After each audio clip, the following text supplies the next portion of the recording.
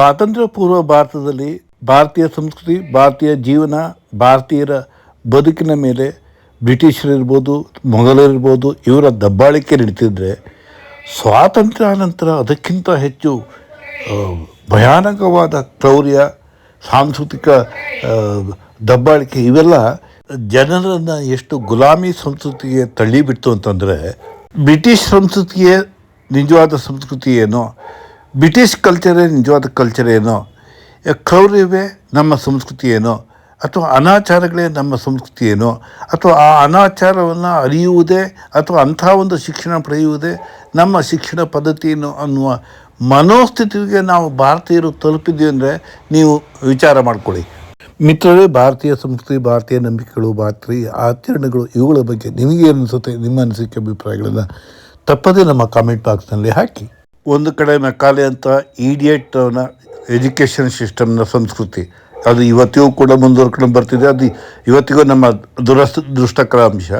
ಇನ್ನೊಂದು ಕಡೆ ರಂಗಭೂಮಿ ಇರ್ಬೋದು, ಚಲನಚಿತ್ರ ಇರ್ಬೋದು, ಅಥವಾ ಎಡಪಂಥೀಯ ವಿಚಾರಧಾರೆ ಇರ್ಬೋದು, ಸಾಹಿತ್ಯ ಇರ್ಬೋದು, ಇವೆಲ್ಲವೂ ಕೂಡ ನಮ್ಮ ಹಿಂದೂ ಧಾರ್ಮಿಕ ನಂಬಿಕೆಗಳು, ಹಿಂದೂ ಸಂಸ್ಕೃತಿಯ ಮೇಲೆ ಅಪಾರವಾದ ದಬ್ಬಾಳಿಕೆಯನ್ನು. ಕಾರಣ ಏನಂದರೆ, ಈ ದೇಶಕ್ಕೆ ಪೂರ್ಣವಾಗಿ ಸ್ವಾತಂತ್ರ್ಯ ತಂದುಕೊಟ್ಟವರು ಕಾಂಗ್ರೆಸ್ ಅಂತ ನಂಬಿಕೊಂಡು ಅವರ ಎಲ್ಲ ವಿಚಾರಧಾರೆಗಳಿಗೆ ಜನರುಗಳು ಒಗ್ಗಿಕೊಂಡಿದ್ದು, ನಂಬಿಕೊಂಡಿದ್ದು. ಜನಕ್ಕೆ ಆವಾಗ ಇನ್ನು ವಿವೇಕಾನಂದರ ವಿಚಾರಧಾರೆ, ವಿವೇಕಾನಂದರ ಯೋಚನೆಗಳು ಇವು ಅರ್ಥ ಆಗಿರಲಿಲ್ಲ.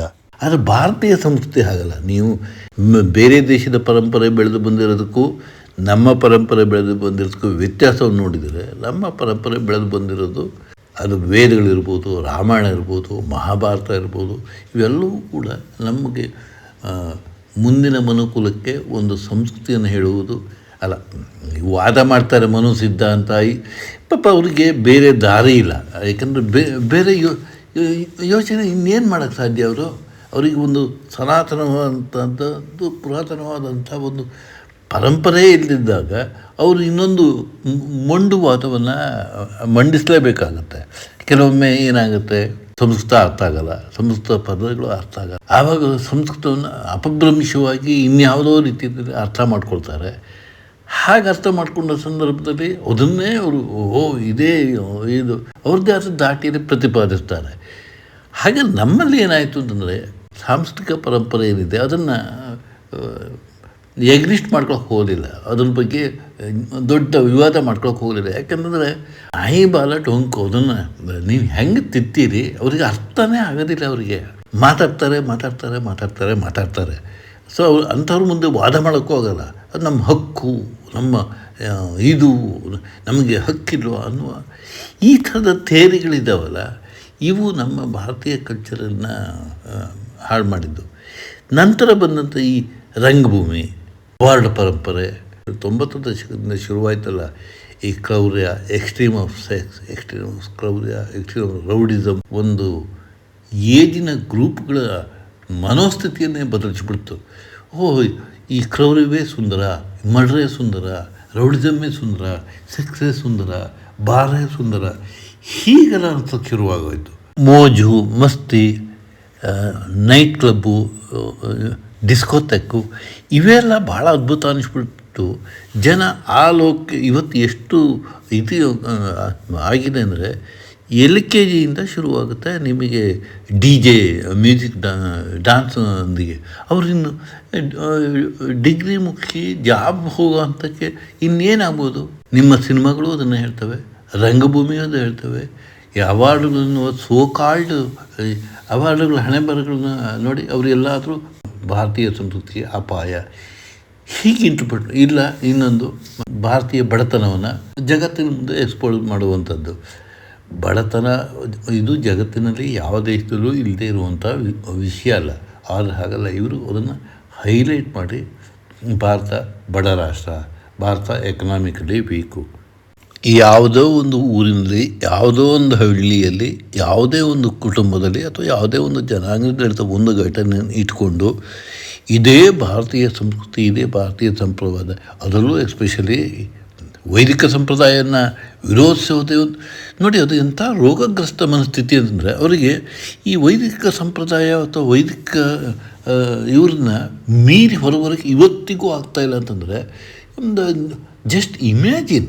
ಒಂದು ಲಾಭಿತನ, ಇನ್ನೊಂದು ಲ್ಯಾಕ್ ಆಫ್ ನಾಲೆಡ್ಜ್. ಇವೆರಡೂ ಕೂಡ ಬಹಳ ಕಾಲ ಉಳಿಯೋದಿಲ್ಲ. ಅದಕ್ಕೆ ನಾರದರಿಂದ ವಾಲ್ಮೀಕಿ ಪ್ರಭಾವಿತನಾದ, ವಾಲ್ಮೀಕಿಯಿಂದ ರಾಮಾಯಣ ಸೃಷ್ಟಿಯಾಯಿತು, ರಾಮನಿಂದ ಇಡೀ ಭಾರತ ದೇಶ ಪವಿತ್ರವಾಯಿತು. ಇಡೀ ನಮ್ಮ ಯಾವುದು ಭಗವದ್ಗೀತೆ, ರಾಮಾಯಣ, ಪುರಾಣಗಳು, ಭಾಗವತ ಅಥವಾ ಇಂಥವೆಲ್ಲ ಏನಿದ್ದಾವೆ ಇವು ನಮ್ಮ ಬದುಕಿನ ಸಂಸ್ಕೃತಿಯನ್ನು ಕಲಿಸಿಕೊಟ್ಟು ಒಳ್ಳೆಯ ವಿಚಾರಧಾರೆ, ಒಳ್ಳೆಯ ಚಿಂತನೆಗಳನ್ನು ಕಲಿಸಿಕೊಡುವಂಥ ಒಂದು ಪುರಾಣಗಳು, ಕೃತಿಗಳು ನಮ್ಮ ನಡುವೆ ಬಂದುವೆ ಹೊರತು ಯಾವುದೇ ರೀತಿಯಲ್ಲಿ ನಮ್ಮ ಕಾಡು ಸಂಸ್ಕೃತಿ ಅಂದರೆ ಈ ಅನಾಗರಿಕ ಸಂಸ್ಕೃತಿಯನ್ನು ನಮ್ಮ ಯಾವುದೇ ರಾಮಾಯಣ ಆಗಲಿ, ಮಹಾಭಾರತ ಆಗಲಿ, ಪುರಾಣಗಳಾಗಲಿ ನಮ್ಮ ಭಾರತೀಯ ಸಂಸ್ಕೃತಿಗೆ ಕೊಡಲಿಲ್ಲ.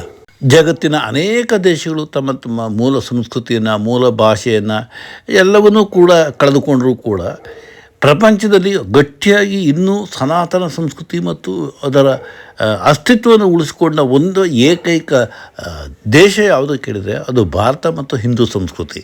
ನಮ್ಮ ಸಂಸ್ಕೃತಿ ಟೀಕೆಗೆ ಮುಕ್ತ, ವಾದಕ್ಕೆ ಮುಕ್ತ, ಚರ್ಚೆಗೆ ಮುಕ್ತ, ಎಲ್ಲದಕ್ಕೂ ಮುಕ್ತವಾಗಿರುವಂಥ ಏಕೈಕ ಧರ್ಮ ಯಾವುದು ಅಂತಂದರೆ ಭಾರತೀಯ ಧರ್ಮ, ಹಿಂದೂ ಸಂಸ್ಕೃತಿ.